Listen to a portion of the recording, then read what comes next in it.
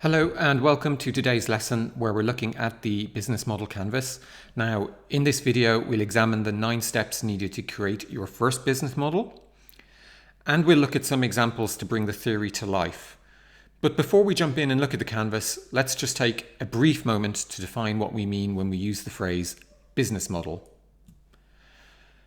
So a business model is defined as a plan for the successful operation of a business, identifying sources of revenue, the target customer base, products, and details of any financing. Now, essentially, it tells us how the key drivers of a business fit together. Now, if you think about writing all this down in a document, such as a Word document, then it's obviously going to require multiple pages to capture all of that information.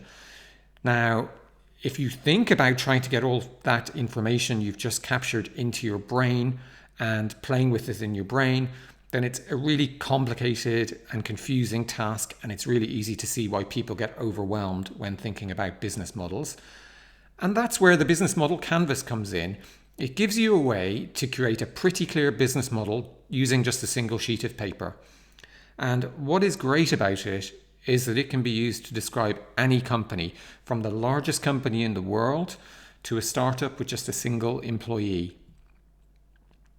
So why would we want to use a business model canvas? Well, we've just touched upon it, that it can describe a business model in a single sheet of paper. And that's the first point here, that the business model canvas is easy to understand. But it's also focused. It removes all the fluff that might have been present in a traditional business model. It's all killer, no filler. It's flexible because it's quick and easy to make changes to your model and sketch out new ideas. It's customer focused, and that's because it forces you to think about the value you're providing to your customers, and only then what it takes to deliver that value. It shows connections. So the single page and graphical nature of the canvas shows how the different parts of the model interrelate to each other. And that's something that's really hard to understand from a traditional business plan. And finally, it's easy to communicate. And again, that's because the canvas is so easy to understand. You'll be able to share and explain it easily with your team, making it easier for them to get on board with your vision. So here in this diagram, you can see a business model canvas, a blank business model canvas. And that canvas is made up of 9 building blocks. So the first one we have is customer segments, and that answers who are your customers. Then we have value proposition, and that answers why do customers buy from you? What is the gain that you provide or the need that you satisfy? Then we have channels. How are your products and services delivered to the market? Then we have customer relationships. How do you get, keep, and grow your customers? We have revenue streams. How does your business earn money? We've got key resources, and that answers the question, what unique strategic resources does your business have or does it need? We have key activities. What unique strategic activities does your business perform to deliver your value proposition? We have key partnerships. What non-key activities can you outsource to enable you to focus more on your key activities? And finally, we have cost structures. What are the major costs incurred by your business? Now, before we dig deeper into each of these elements, there's one thing you should be aware of, and that is that broadly speaking, we can say the elements on the left-hand side of the business model canvas represent costs to the business. And similarly, elements on the right-hand side of the canvas represent revenue for the business, or they generate revenue for the business. So with that, let's dig into each of those building blocks in a little bit more detail. So the first building block is customer segments, and in this building block, you enter the different customer segments that you will serve. One really important point to get across here is that customers don't exist for you, but rather you exist to serve your customers. And many businesses will serve just one customer segment, but not all. So for example, Google serves 2 customer segments. Obviously, it serves people who perform searches, but it also serves advertisers. The next building block is the value proposition, and this describes the value that you deliver to each customer segment. What problems do you solve for each segment? What needs do you satisfy? And the value proposition answers the question, why will customers buy from us? Now, some of the most common value propositions are shown here. Things like it's the most high performing product, the design of the product is fantastic, or the brand is really strong, or it's really competitive around price. But there's lots of others too. So the third building block is channels, and these refer to how your products or services are sold to customers. Ask yourself, how do customers want to be reached, or even how are you reaching them right now? Now, broadly speaking, you can either have your own channels or you can partner with someone else who has a channel. So your own channel or your own channels might include any combination of things like stores you own, a sales force you employ, or even your website. Partner channels could include a multitude of options. So for example, using a wholesaler, or maybe working with affiliates, or even using Google AdWords to advertise on Google. The fourth building block is customer relationships. And this answers the question, how do you get, keep, and grow customers? So when we say get, we mean how do customers find out about you and make their initial purchase decision? So for example, as we just said, you could advertise through Google. Keep. How do you keep customers once you've got them? So for example, excellent customer service might help you to keep your existing customers. Grow. When we say grow, we mean how do we get your customers to spend more? So for example, you could send out a monthly newsletter to keep them informed about your latest products or your latest services. Now, the easiest way to define all this is to walk through the entire customer journey in detail. And that is to define, how do customers find out about you? How do they decide whether to investigate your product? How do they buy your product? And then how are they managed after they've made the purchase? The fifth building block is revenue streams. Where does the money come from? And this might sound really super simple, but it isn't. So what you're actually trying to figure out is what strategy you'll use to capture the most value from your customers. And in a practical sense, there's a bunch of ways you could do this. So will customers pay a one-time fee? Will you have a monthly subscription fee? Perhaps you give away your product for free, like Skype does, and hope that some portion of your customers upgrade to your premium product. So let's just take a step back for a moment. If you look at what we've done so far, we've filled in our value proposition and all the building blocks to the right of it. And in a nutshell, we've developed our understanding of everything that relates to our customers. But now what we need to do is obviously fill out the left side of the business model canvas. So we need to build our infrastructure so that we're able to provide the value proposition to customers. So with that, let's move on and look at the next building block, key resources. So this building block describes your most important strategic assets that are required to make your business model work. Now, broadly speaking, resources can fall into one of four categories. You have physical resources, such as buildings, vehicles, machines; intellectual resources, brands, any specialist knowledge you have, or patents and copyrights; human resources. So sometimes your people will be your most key resource, and that's particularly true in the creative industries.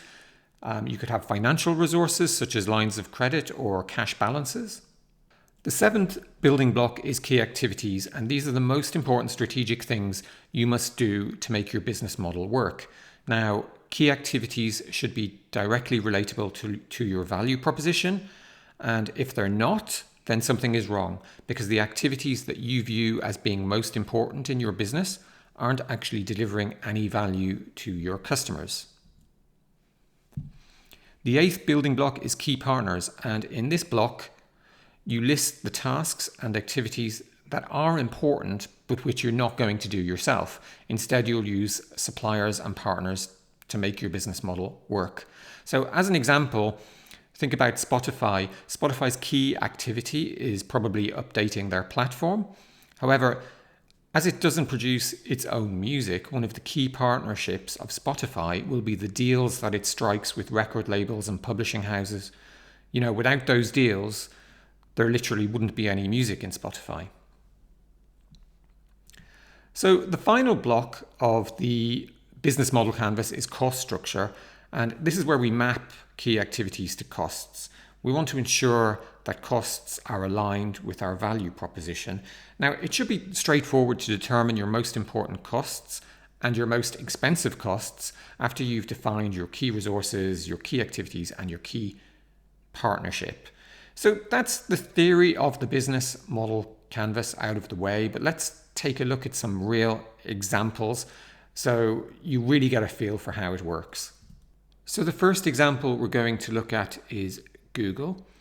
And the first thing you should know about Google's business model is that it's multi-sided. Now that means that it brings together two distinct but related customers. And in Google's case, it's people who use the service for free, people who perform searches, and people who pay to use Google searches, people who want to advertise.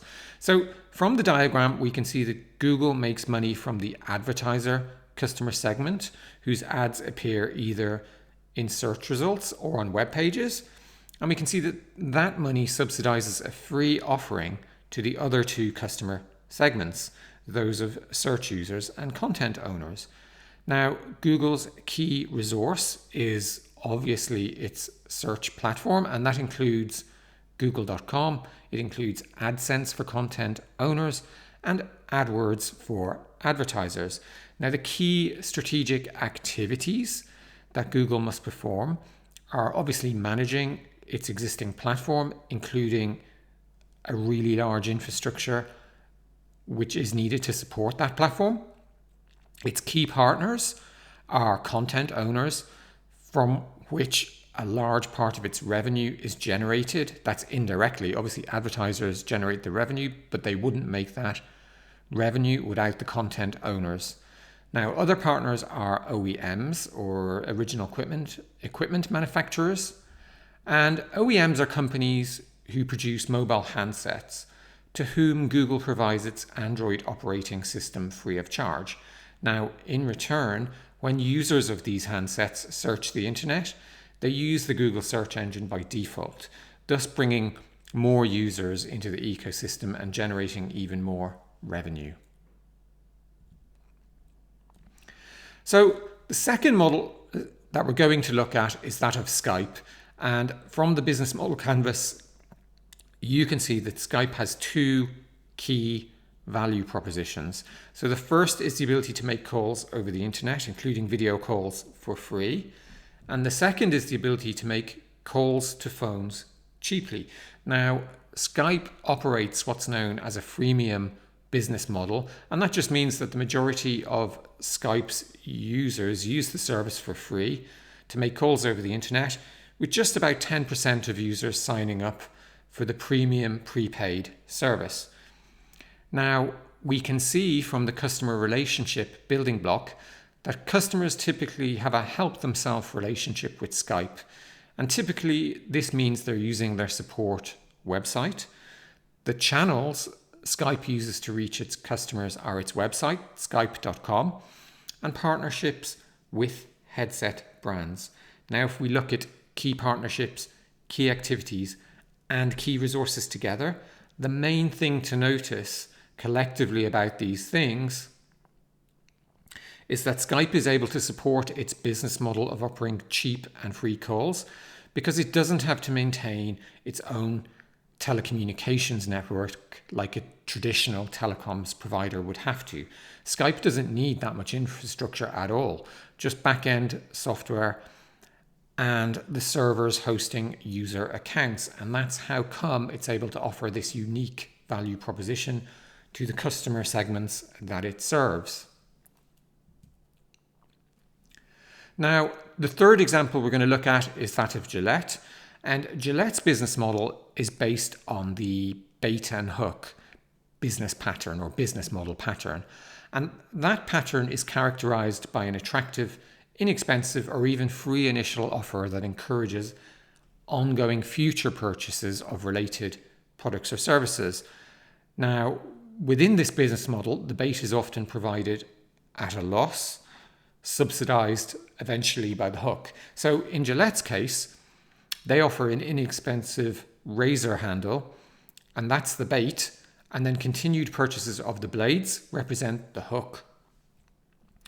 So this business model is also very popular in SaaS businesses, software as a service businesses, where typically a free initial month leads to a monthly subscription.